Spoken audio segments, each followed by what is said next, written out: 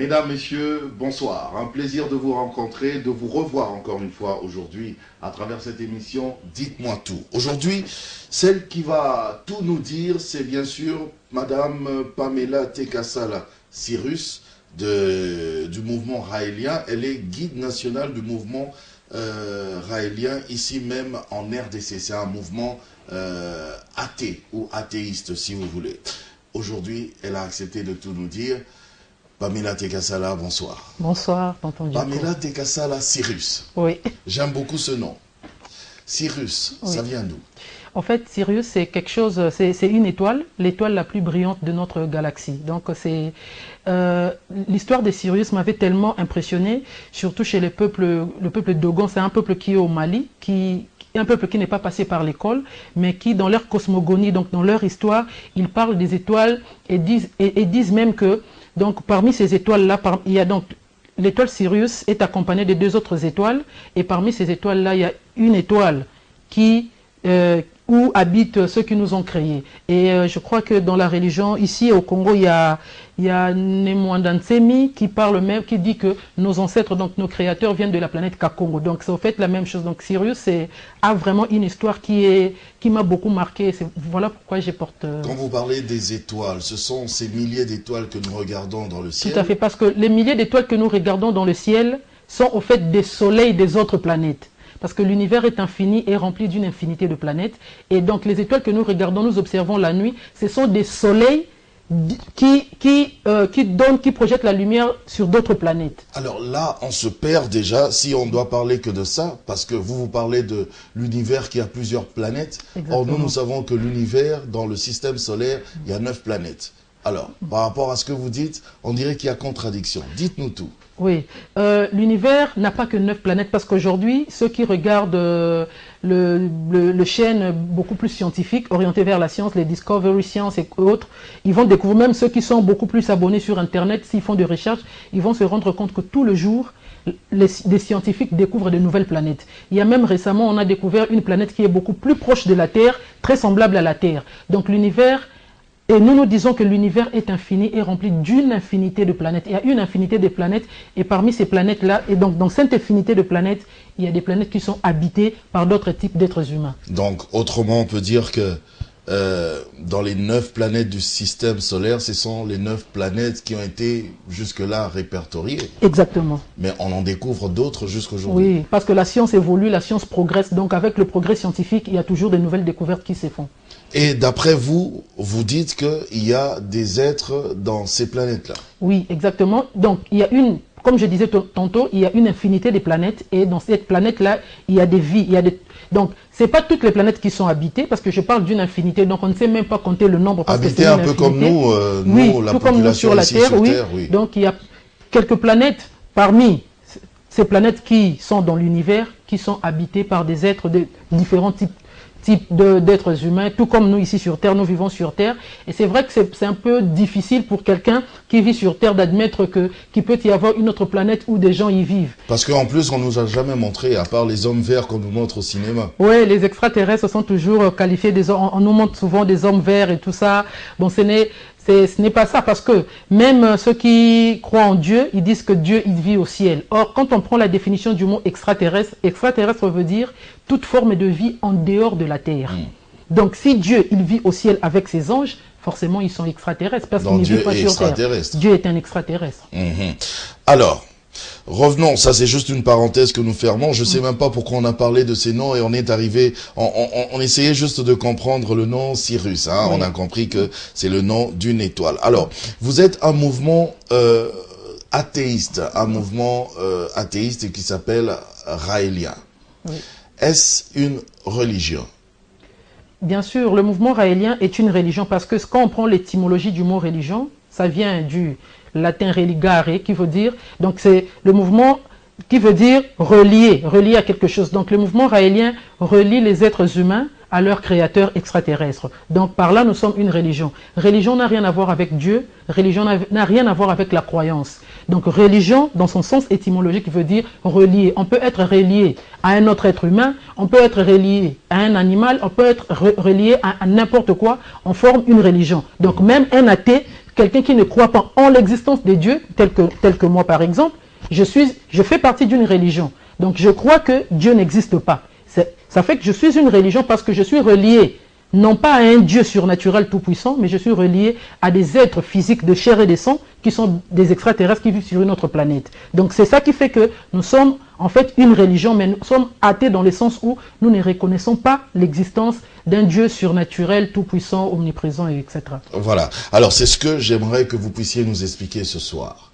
Vous ne croyez pas en l'existence d'un Dieu omnipotent, omniprésent, bref, un Dieu qui a créé le ciel et la terre, l'univers entier. Vous ne croyez pas en lui. Pourquoi?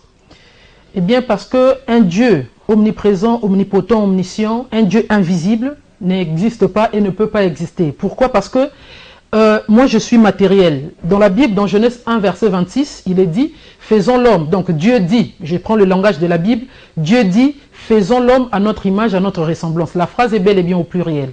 Donc ce sont des êtres humains, comme je disais tantôt, un groupe d'extraterrestres, donc des êtres qui nous ont créés, ces extraterrestres-là, donc appelés dans la Bible. Ont un nom?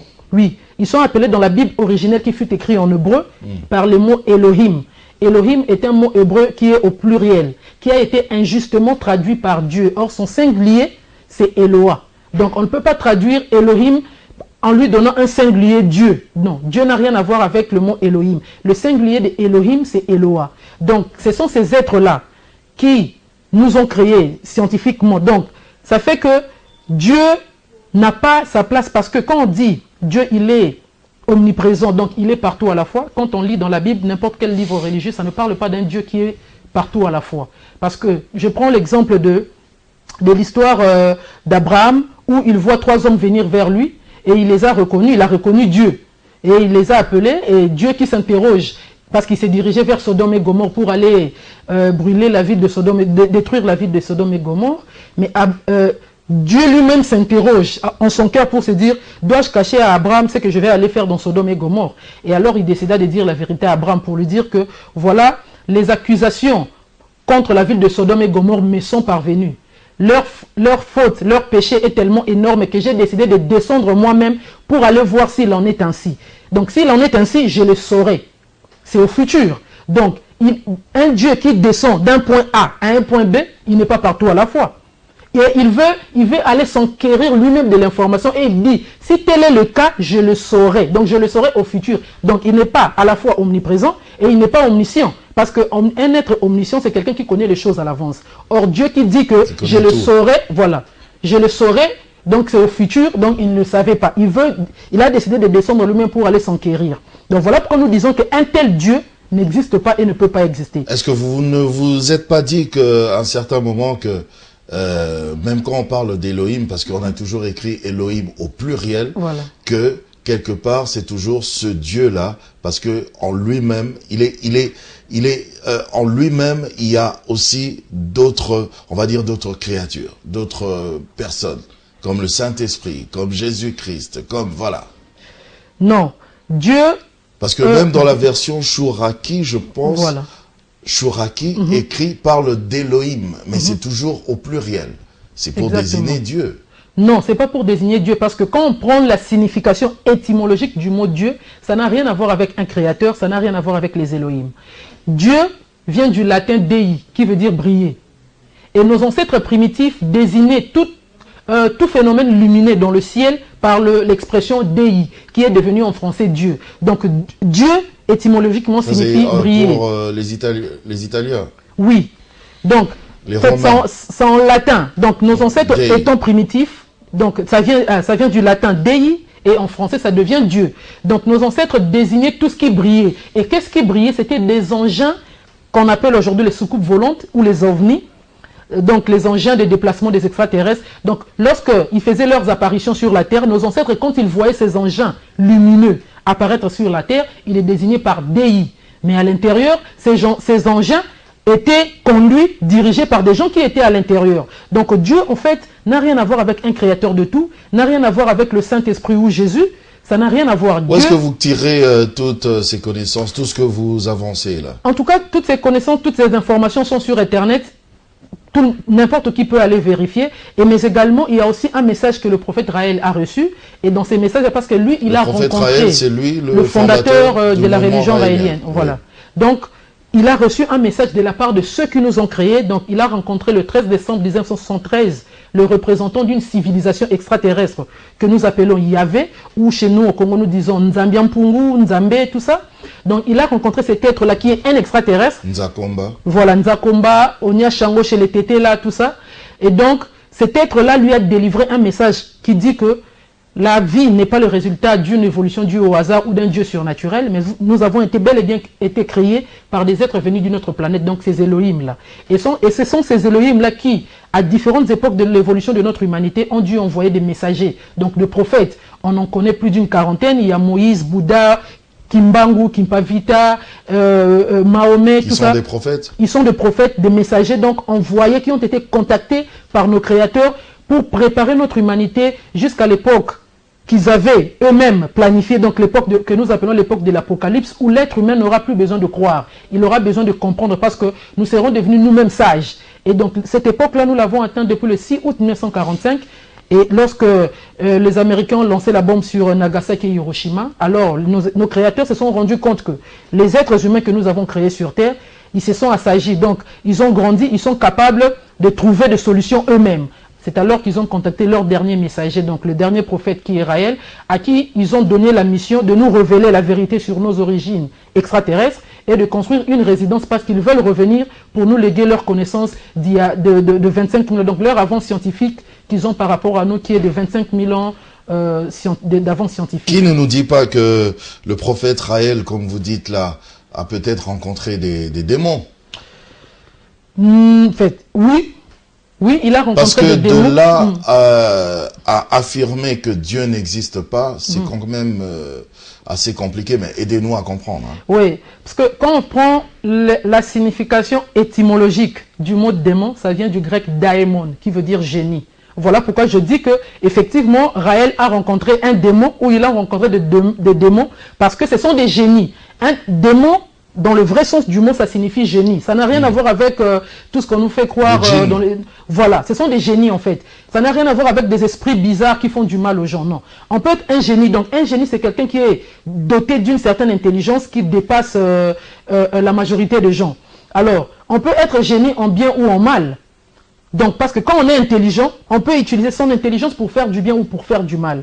Alors que Raël a rencontré des êtres qui sont très avancés. Donc, ils ont 25 000 ans d'avance scientifique sur nous. Et ces êtres-là lui ont délivré un message qui dit que nous sommes leurs fruits. C'est grâce à la science qu'ils nous ont créés. Et comme l'être humain, donc comme nous maîtrisons aujourd'hui cette science-là, alors ils n'ont plus besoin de se cacher. Ils sont venus nous dire la vérité, qu'ils ne sont pas des dieux. Nos ancêtres les ont déifiés parce qu'ils n'avaient pas encore les connaissances qui leur permettraient de pouvoir comprendre. Aujourd'hui, grâce à la science que nous avons aujourd'hui, l'être humain est en train de créer déjà son semblable. Il est en train de créer un être à son image, à sa ressemblance. Aujourd'hui, on parle dans le domaine médical, on parle du clonage humain. Donc, on peut reproduire un être humain, la photocopie d'un être humain qui vient de mourir, par exemple, ou qui est vivant. N'a pas encore atteint d'ailleurs sa perfection. Voilà. Ce clonage, on est encore en train de faire des études. Voilà, des expérimentations sont en train d'être menées dans certains laboratoires. Donc, l'être humain est en train de devenir comme son créateur. Alors, ceux qui nous ont créés se sont rendus compte qu'ils n'ont plus rien à nous cacher parce que nous sommes en train de devenir comme eux. Voilà pourquoi ils ont contacté Raël pour qu'il nous dise toute la vérité. Qu'il n'y a pas de Dieu devant qui il faut se mettre à genoux. Nous sommes des humains. Mais vos ancêtres primitifs, donc nos ancêtres primitifs, leur ont déifié parce qu'eux n'avaient pas le moyen scientifique pouvant leur permettre de comprendre que ce sont des humains comme nous. Lucifer a tenté de le faire avec Adam et Ève quand il leur a révélé la vérité dans le jardin d'Éden en disant que si vous mangez de ce fruit, vous ne mourrez pas. Mais notre chef, dans la Bible, c'est dit Dieu.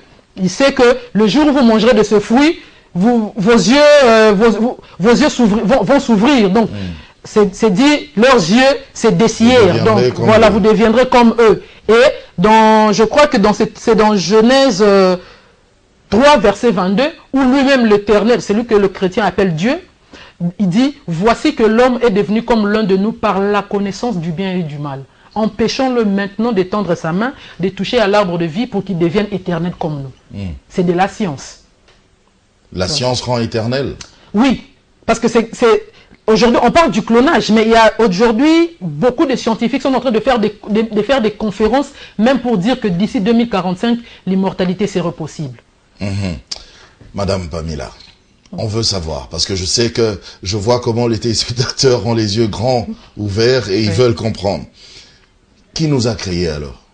Oui, nous avons été créés... Si ce n'est pas Dieu, voilà. Qui a créé? Nous avons été créés par des êtres humains qui sont comme nous, mais qui vivent sur une autre planète. Parce que je disais tantôt que l'univers est infini avec une infinité de planètes. Et dans ces planètes-là, il y a de la vie. Donc, dans la plupart de ces planètes, il y a des gens qui y vivent. Et des êtres humains comme nous, qui sont... physiques, qui sont matériels, oui. Comme vous et moi. Voilà. Mais avancés scientifiquement, en voilà. technologie, en science et tout ça. Très exactement. Et donc, ils étaient en train de faire des expériences scientifiques sur leur planète jusqu'à ce que leur gouvernement là-bas leur a interdit de faire parce qu'il y a un certain moment, leur création commençait à faire la pagaille sur leur planète. Alors, ils sont sortis, ils ont quitté leur planète pour venir chercher dans l'univers une planète où ils vont, qui serait vide, une planète qui sera, qui va répondre pour qu'ils puissent faire leurs expérimentations. Et parmi ces planètes-là, ils ont découvert entre autres la Terre et deux autres planètes qu'ils ont découvert. Telles que, à part la Terre.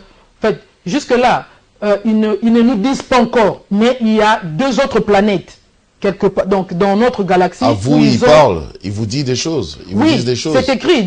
J'ai un livre là, le livre qui dit la vérité. C'est dans ce livre-là que... Le vrai visage de Dieu. Voilà, le vrai visage de Dieu. Ou le message sur Internet, ceux qui veulent le télécharger, c'est gratuitement. On peut le télécharger sur Internet. C'est écrit le message donné par les extraterrestres. Donc ça, c'est une ancienne version où on dit le vrai visage de Dieu. Mais dans la version récente, c'est écrit le message donné par les extraterrestres. Et donc dans ce message-là, donc ici, Raël relate l'histoire que lui a délivré l'extraterrestre qu'il a rencontré, qu'ils ont créé la vie scientifiquement sur Terre. Parce qu'au départ, c'était juste une expérience scientifique. Faisons ceci. Le premier jour, on dit Dieu fit ceci. Au fait, dans le Bible originelle, c'est dit Elohim. Donc Elohim, au pluriel. C'est un pluriel. Donc Elohim fit ceci, Elohim fit cela. Donc jusqu'au 6e jour, ils ont créé l'être humain, ils ont décidé, faisons l'homme à notre image. Parce que si on enlève Dieu, on enlève le mot Dieu, dans Genèse 1, verset 26, on met Elohim, la phrase prend tout son sens, parce que la phrase, en fait, est au pluriel. Voilà. Donc, ceux qui nous ont créés sont physiques, ils sont matériels comme nous, mais ils vivent sur une autre planète. Mais j'ai vu sur d'autres versions, on écrit Elohim au pluriel, mais la phrase qui continue au singulier. Elohim avec S, créa. Voilà. On n'a pas écrit créère. Oui. Normalement, ça c'est parce qu'il faut savoir que la Bible... c'est-à-dire qu'on parle d'Elohim, Dieu. C'est même pour ça qu'on a eu son fils Jésus-Christ qui est venu. C'est pour ça qu'on a le Saint-Esprit qui est toujours lui. Dieu ne peut pas être lui-même le Fils et le Saint-Esprit.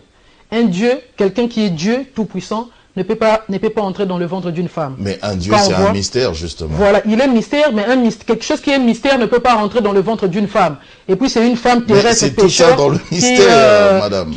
Oui. Maintenant, on dit que nous sommes créés à l'image et à la ressemblance de Dieu. Bon, si Dieu, il est lui-même le Fils, lui-même le Saint-Esprit, comment est-ce que quelqu'un qui est esprit, moi j'ai un corps, je suis physique, mais je suis à l'image et à la ressemblance de quelqu'un qui est esprit, qu'on ne peut pas voir, qu'on ne peut pas toucher. Ça ne colle pas, c'est pas compatible. Parce qu'en réalité, dans l'homme, c'est l'esprit, c'est pas ce corps. En fait, qu'est-ce qu'on appelle esprit? Donc, il faut d'abord comprendre ce qu'on appelle Donc, vous là, Pamela, c'est pas vous que nous voyons comme ça. La vraie Pamela, c'est l'esprit Pamela qui est là. Ça, ce n'est que l'enveloppe.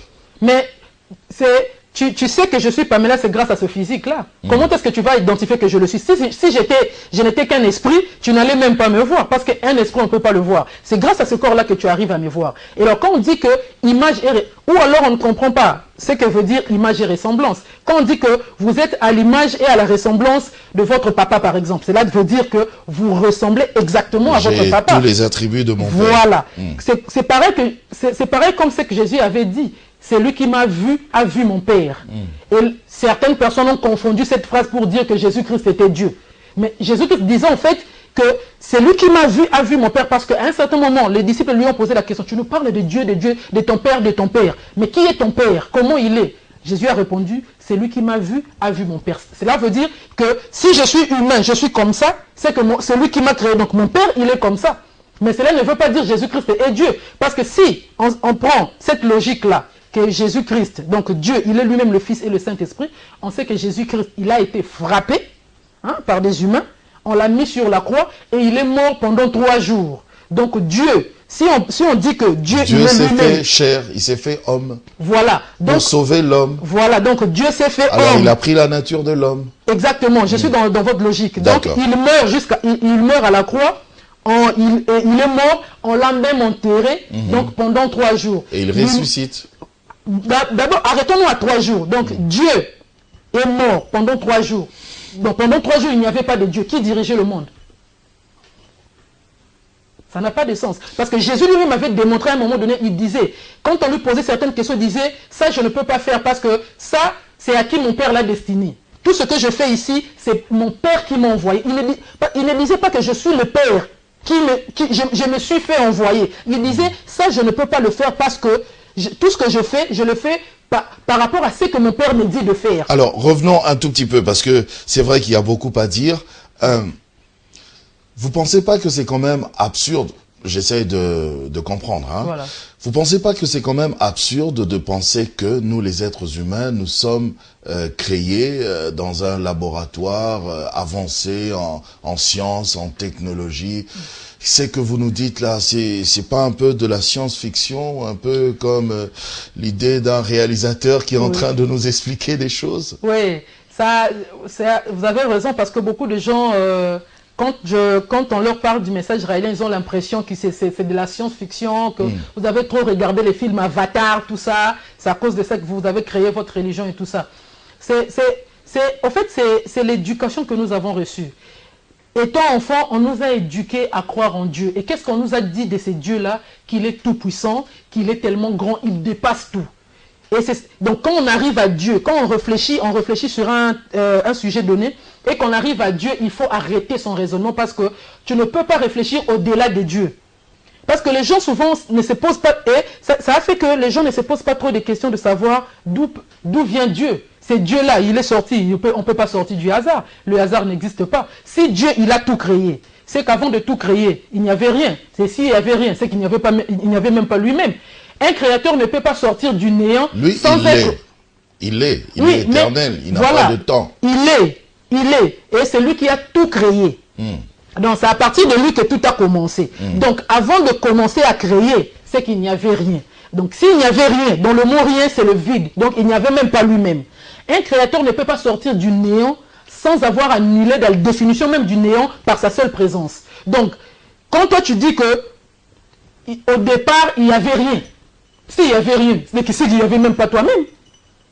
Donc, tu dis qu'au départ, c'était le néant. Quand on prend le mot néant, qu'est-ce que signifie néant? Donc, c'est un vide. Donc, si c'était le vide, il n'y avait même pas toi-même. Parce que s'il y avait toi-même au départ, tu allais dire que au départ, il n'y avait que moi. Et puis, moi, j'ai commencé à faire. Mais on dit, au départ, il n'y avait rien. Là, c'est quand on parle de la Terre, on dit, au départ, la Terre était informe et vide. On n'a pas parlé de l'univers. Ah, donc Dieu n'a pas créé l'univers. Il a tout créé. Même l'univers. Oui. Or, l'univers est infini. L'univers n'a ni début ni fin. Lui aussi est infini. Il n'a ni début ni fin. Ok. Si on met Dieu, voilà pourquoi nous disons que, quand nous disons que Dieu n'existe pas, on prend... Je veux juste savoir qui nous a créés. C'est pas un peu absurde là? Non, c'est pas absurde. Je suis en train de m'expliquer. Moi, je viens d'un laboratoire. Mais bien sûr. La preuve, quand tu es malade... Peur. Non. La preuve, quand tu es malade, quand vous êtes malade, vous allez à l'hôpital. Vous allez voir la science. Vous n'allez pas au paradis chez Dieu. Parce que vous êtes sorti de là. C'est grâce à la science que vous avez été créé. Et il n'y a que la science qui peut vous sauver. Il n'y a pas de Dieu. Nous avons été créés par des êtres humains qui sont comme nous. C'est tellement absurde, c'est tellement difficile à comprendre, parce que j'étais en train tantôt de le dire que depuis l'enfance, on nous a éduqués, on nous a inculqué cela. qu'il faut croire en Dieu. Dieu, il est grand, Dieu, il est puissant. Et sans se remettre en question, sans se poser des questions, mais d'où viendrait ce Dieu? Comment il a fait pour exister? Parce qu'on ne peut pas sortir du hasard. Tout le monde sait, tout le monde serait d'accord avec moi que le hasard n'existe pas. Quelqu'un qui peut sortir du hasard, mais il est venu d'où? On ne peut pas exister. Souvent, quand moi je dis aux gens, Dieu n'existe pas, mais eux, ils me disent, mais quelque chose ne peut pas exister sans qu'il y ait un auteur, quelqu'un qui a été derrière. Mais si Dieu il existe, c'est qu'il y a quelque chose qui a composé.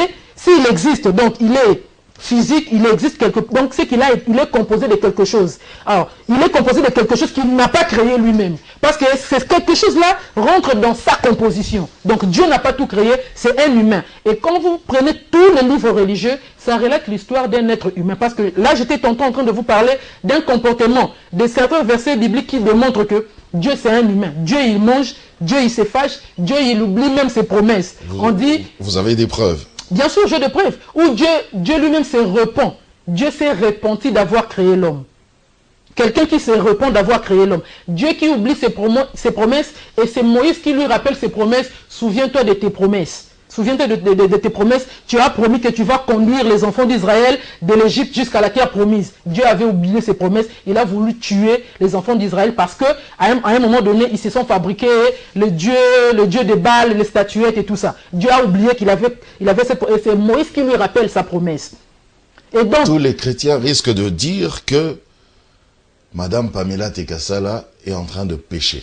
Non, je ne suis pas en train de pécher. Même les musulmans vont vous dire ça. Non, en fait, nous sommes dans une même logique, mais en fait, c'est le même message que le chrétien, le musulman, mais en fait, la croyance qu'on nous a mis dans la tête, c'est ça qui fait défaut. On nous parle d'un Dieu qui serait tout puissant, invisible. Par contre, si on prend la Bible, le Coran, la Torah, tous ces livres-là, ça parle d'un être humain. Ça parle d'un Dieu, d'un créateur qui a des besoins, qui se limite. Jacob l'a battu. C'est écrit dans la Bible. Jacob s'est battu avec Dieu. Dieu était incapable de sortir de ses combats. Jusqu'au petit matin, il était obligé d'utiliser une technique pour anéantir Jacob parce que c'était déjà le matin. Et Jacob, après, qu'est-ce qu'il dit? Il a même nommé ces lieux-là où il a rencontré Dieu, il a nommé ces lieux-là Péniel. Parce qu'il a dit, j'ai vu Dieu face à face et mon âme a été épargnée. Mais c'est dans cette même Bible où on dit, personne ne peut voir Dieu et vivre. Ça, c'est Dieu lui-même qui le dit dans la Bible. Personne ne peut me voir et vivre. Mais Jacob s'est battu avec Dieu. Et il dit que j'ai vu Dieu face à face et mon âme a été épargnée. Donc je ne suis pas mort. Donc la Bible, tous les livres religieux nous relatent l'histoire d'un être humain. Donc c'est un humain qui est limité, qui a des besoins, qui peut se fâcher, qui peut oublier, qui peut faire des choses et que tu peux lui rappeler même quelque chose qu'il avait dit mais qu'il a oublié. Est-ce que vous n'êtes pas quelque part un mouvement sataniste? Un mouvement sataniste, ça dépend de ce que l'on met dans le nom de Satan. Parce que je sais que pour beaucoup, Satan, c'est lui qui est à la base de nos malheurs, c'est lui qui est à la base de nos souffrances. Mais quand on lit dans tout le livre religieux, ça ne montre nulle part où Satan a eu à faire des choses que je qualifierais de mauvaises ou de méchantes vis-à-vis des êtres humains. La seule fois où Satan a eu à commettre des actes qu'on pourrait qualifier de méchants, c'est lorsqu'il a eu la permission de son chef, que le chrétien appelle par exemple, le chrétien appelle Dieu, Yahvé, donc qui est le chef de Satan, lui a permis d'aller dépouiller Job de tous ses biens, de lui donner la maladie, mais de ne pas toucher à sa vie. Et Satan a fait exactement ce qu'on lui a dit. Donc, Satan n'est pas responsable de nos problèmes. Donc moi, comme dans la Bible... Vous n'avez pas de problème avec Satan? Non, Satan n'est pas... Lui en moins, vous croyez en lui? Oui, Satan existe, mais il n'est pas... Vous croyez en lui quand même? Ça va? Oui, oui. Je reconnais que Satan existe. C'est un extraterrestre comme Yahvé, que les gens appellent Dieu. C'est aussi un extraterrestre. Vous reconnaissez qu'il existe, mais est-ce que vous croyez en lui? Croire en lui, Puisque vous ne croyez pas en Dieu. Voilà. Satan au moins, vous pouvez croire en lui? Non, je crois en son existence, mais je ne crois pas en lui dans le sens où... Vous ne croyez pas en l'existence de Dieu, mais vous croyez en l'existence de Satan. Oui, et j'ai expliqué pourquoi nous ne croyons pas en l'existence de Dieu. De quel Dieu? Dieu, selon la conception qu'on a mis dans les têtes de chrétiens, de musulmans, etc. Donc Dieu, c'est un humain, tout comme un être humain, un extraterrestre vivant sur notre planète, tout comme Satan, il fait partie du gouvernement. Et même dans la Bible, on montre la collaboration qu'il y a entre... celui qu'on appelle communément Dieu, la collaboration qu'il y a entre Dieu et Satan. Ils ont toujours été des collaborateurs. Parce que si réellement Dieu n'avait pas besoin de Satan, Dieu il est omniscient, il connaît les choses à l'avance. Normalement, avant de créer Satan, il allait déjà savoir que cet être-là que je vais créer, cet ange-là que je vais créer, allait me trahir à tel moment. Donc il n'allait pas les créer. Et si il a créé ce qui n'est pas omniscient, il ne connaît pas les choses à l'avance. Il a créé Satan, Satan l'a trahi après, et puis l'armée de Dieu, un Dieu tout-puissant mais qui a une armée, c'est un comportement d'un être humain qui craint un ennemi. Parce qu'on peut avoir, on a une armée que quand on craint un ennemi. Mais Dieu, on dit, Dieu c'est un Dieu tout-puissant. Mais il a quand même créé une armée céleste patronnée par l'archange Michael. Et cette armée-là s'est battue contre Satan. Et ils n'ont même pas pu tuer Satan. Satan a glissé, il est tombé sur terre. Tout ça c'est écrit dans la Bible. Il est tombé sur terre et c'est Dieu qui dit, ah malheur à la terre et à ses habitants, parce que le diable, tout ça est tombé sur vous. Voilà un Dieu d'amour qui dit des choses comme ça à des pauvres innocents. Et Satan est tombé. Mais c'est le même Satan qui, dans l'histoire de Job, revient, il était de passage, Dieu en réunion avec ses anges, lui-même il appelle Satan. Satan, tu viens d'où? Et Satan lui répond, je viens de faire un tour sur la terre. Ah, as-tu remarqué mon serviteur Job? Et Satan lui dit, bon, il a tout ça parce que, bon, en fait, il te respecte, tout ça parce que tu lui as donné du bien. Permets-moi seulement. Satan qui demande la permission. Permets-moi seulement. Et lui-même, Dieu atteste bien. Il y a des endroits où, dans Amos 3, verset 6, Dieu lui-même dit, bon, je dis Dieu dans le langage biblique pour me faire comprendre par le chrétien, le musulman et autres. Donc Yahvé, pour moi je dirais Yahvé, mais Dieu dit dans Amos 3, verset 6, arrive-t-il malheur à un peuple sans que moi, l'Éternel, j'en sois l'auteur? Donc aucun malheur ne peut arriver à un peuple sans que lui-même Dieu en soit l'auteur. Donc c'est pas Satan. S'il reconnaissait que Satan c'était un mauvais, il allait dire que tout malheur qui arrive, c'est Satan qui en est la cause. Mais lui il dit, arrive-t-il malheur à un peuple sans que moi l'Éternel j'en sois l'auteur? Et si vous lisez dans Romains 9 verset 18, il dit, il est écrit que l'Éternel endurcit qui il veut, il fait grâce à qui il veut. On n'a pas parlé de Satan. D'accord. Juste rappeler à nos téléspectateurs que vous pouvez toujours envoyer vos suggestions, vos questions par SMS à ce numéro de téléphone qui se trouve au bas de vos petits écrans. Vous pouvez aussi nous suivre en direct, pour ceux qui nous suivent ailleurs, en direct via notre site internet qui se trouve bien sûr au bas toujours de nos petits écrans. Alors, vous avez parlé des extraterrestres. Juste une question. D'où viennent les extraterrestres? Ça, c'est une très bonne question. Les extraterrestres dont j'ai parlé, donc qui nous ont créés, les Elohim, eux aussi ont été créés, tout comme ils ont fait pour nous. Par d'autres extraterrestres qui, eux aussi, ont été créés. Par d'autres extraterrestres qui, eux aussi, ont été créés. Donc, c'est un cycle infini. Tout comme aujourd'hui, l'être humain, avec le progrès scientifique, est en train déjà d'expérimenter la recréation des autres, donc avec le clonage, l'immortalité, tout ça, nous sommes en train de devenir comme nos créateurs. Nous allons demain découvrir, déjà, on a déjà découvert, l'être humain déjà a posé déjà le pied sur Mars. Donc, nous sommes en train d'étudier tout ça. Donc, on va découvrir d'autres planètes et on va, avec notre progrès scientifique, nous allons créer d'autres formes de vie à notre image, à notre ressemblance que nous allons poser sur d'autres planètes. Donc c'est un cycle infini. Pour comprendre cela, il n'y a pas une planète précise, enfin un endroit précis d'où viennent justement ces extraterrestres qui nous ont créés. Oui, nous sommes... Et qui ont été créés, qui ont créé jusqu'à nous. Voilà. Nous sommes sur la même galaxie que nos créateurs. Nous sommes dans la même galaxie, mais pas dans le même système solaire. Donc, nous sommes dans la même galaxie. Maintenant, notre technologie ne nous permet pas encore d'arriver sur leur planète. Parce que j'avais dit au début... Donc, vous voulez dire qu'à part le système solaire que nous connaissons, il y a un autre système. Il y a une infinité de systèmes solaires. Parce que voilà pourquoi j'avais dit que l'univers est infini. Et nos scientifiques très avancés commencent à le comprendre parce que chaque jour, ils découvrent de nouvelles planètes, de nouveaux systèmes solaires, de nouvelles galaxies. Il y en a une infinité. Mais on ne peut pas avoir plusieurs systèmes solaires puisque le Soleil est unique. Ça, c'est par rapport à nous. Nous sommes, l'être humain que nous sommes, nous voulons tout limiter par rapport à nous. Parce que l'être humain veut définir la vie, l'existence, c'est par rapport à sa perception directe. Or, dans l'univers, il y a une infinité. On ne peut pas savoir. Quand je parle de l'infini, c'est quelque chose qui n'a ni début ni fin. Donc, tu ne peux pas savoir d'où ça commence, d'où ça termine. Et jusqu'à ce que nous allons atteindre un certain niveau, si on arrive, si on ne s'auto-détruit pas avec le guerre, tout ça là, on va arriver à un certain moment où notre science sera très développée, on va comprendre. Parce que déjà, certains scientifiques avancés commencent à se rendre compte que nous ne sommes pas seuls dans l'univers. Il y a une infinité de planètes qui sont habitées dans cet univers qui est infini, dans plusieurs systèmes solaires. Entre autres, j'avais parlé de Sirius, qui est une étoile plus brillante que notre soleil. Le soleil que nous voyons, c'est un petit bout, un grain de sable par rapport à ceux qui vivent sur notre galaxie, mais qui regardent notre soleil comme un petit bout, tout comme nous regardons les petites étoiles la nuit.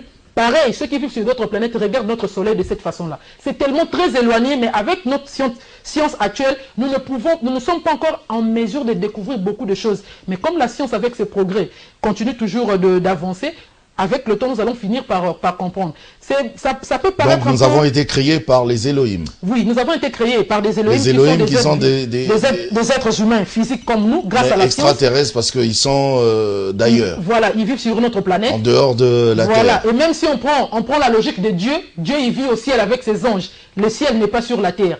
Donc, extraterrestre. Mais Dieu, c'est un extraterrestre, vous l'avez dit. Je l'avais dit au départ. Donc, c'est comme ça. Alors, pourquoi vous rejetez le fait que ce soit Dieu qui nous crée? Parce que vous reconnaissez quand même que c'est un extraterrestre. Oui. Si tout le monde admet cela, parce que beaucoup n'admettent pas cela. Et là où ça nous dérange, c'est là où puisque vous parlez de la science, lui, il a une science beaucoup plus développée. Oui, mais ça ne fait pas de Il y a des choses d'ailleurs que nous découvrons jusque maintenant, mais qui ont déjà été créées par Dieu. Nous découvrons. Lui, il avait déjà créé. Pas créé. Mais pourquoi vous refusez ça? Pas créé par Dieu.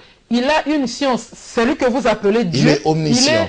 Non, il n'est pas omniscient. Je l'ai démontré ici parce que... Bon, n'allons même pas dans omniscient, mais pourquoi vous réfutez tout ça?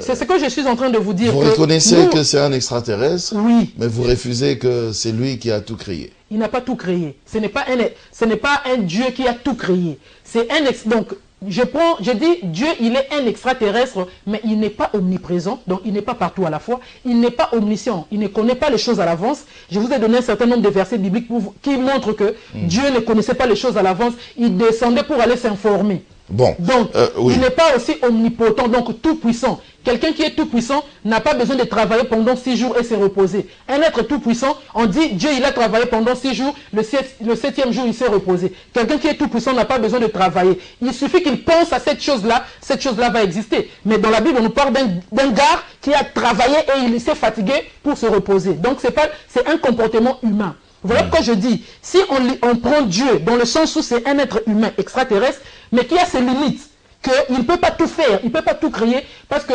dans Deutéronome 32, verset 40, Dieu lui-même dit, il jure, je lève ma main vers le ciel. Mais quelqu'un qui a tout créé, il a le ciel. Or, on ne jure que par quelque chose qui est beaucoup plus grand, ou quelque chose pour laquelle on a beaucoup plus de considération. D'accord. Dieu lève sa main vers le ciel pour jurer, ça montre que lui-même, il reconnaît qu'au-dessus de lui, il y a des choses qui dépassent même son niveau. D'accord. Puisque bientôt ce sera la fin, évidemment, s'il faudra faire une deuxième ou troisième émission par rapport à la demande des téléspectateurs, on va le faire.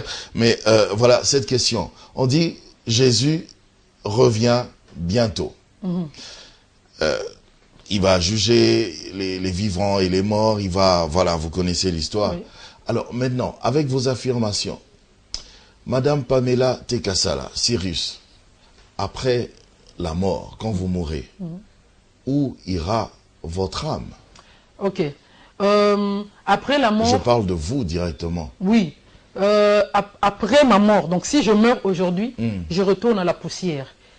Il n'y a pas une autre vie après la mort si ceux qui nous ont créés, ceux qui ont une avance scientifique, qui sont capables de recréer les êtres humains grâce à la science, si eux n'interviennent pas, je retourne à la poussière. Parce que l'âme, en fait, c'est pas quelque chose qui est en dehors de notre corps ou bien qui vit.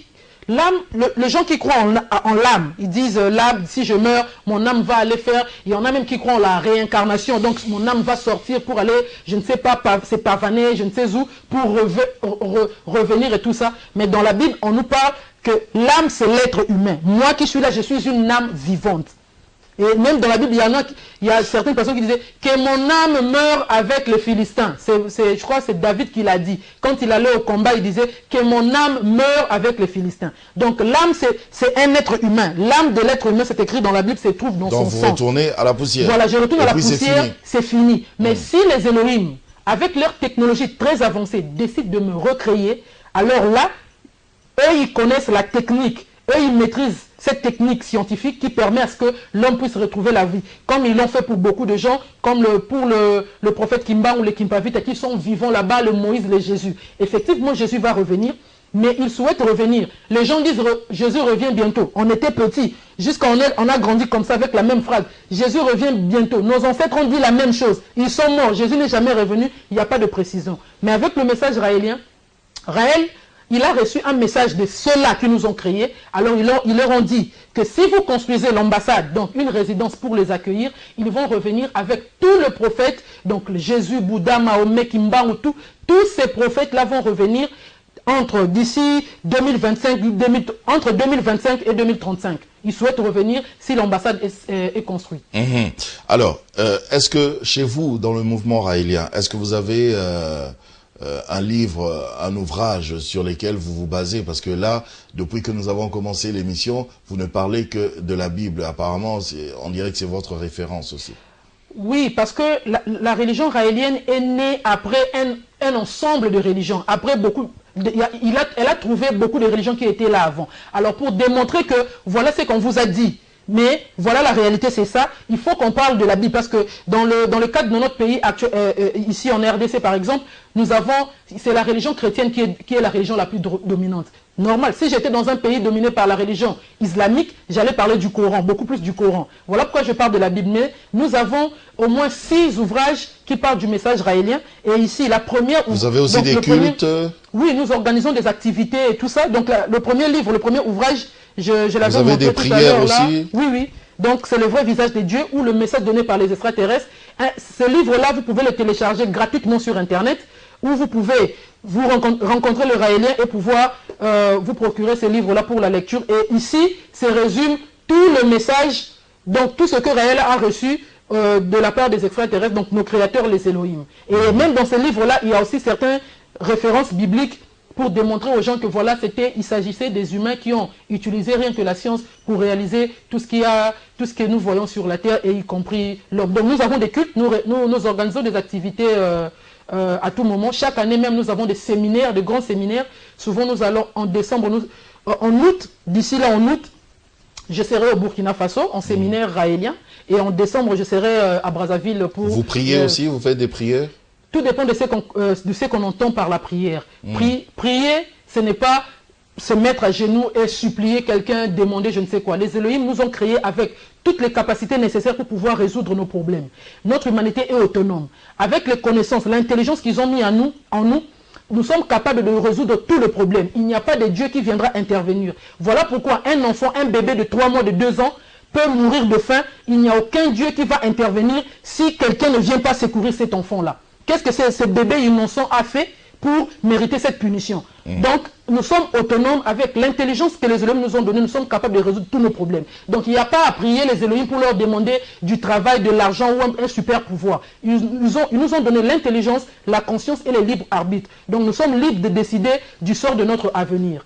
Donc, la vraie prière, c'est au fait souhaiter du bien pour soi-même ou souhaiter du bien pour l'autre. Parce qu'on peut également souhaiter du mal pour l'autre. Parce que ce que l'on souhaite à l'autre nous revient au centuple. Donc il vaut mieux souhaiter du bien pour l'autre pour avoir au centuple du bien. Un peu comme pour la loi du karma. Exactement. Madame Pamela Tekasala, merci. Merci à vous. Merci à vous également, chers téléspectateurs, de nous avoir suivis. Nous avons reçu Pamela Tekasala Cyrus, qui est guide national du mouvement athéiste raélien, ici même en RDC. Si vous avez des questions, continuez à nous envoyer vos questions via ce numéro qui se trouve au bas de vos petits écrans. Moi, je vous retrouve la prochaine fois pour un autre numéro de Dites-moi tout. Au revoir.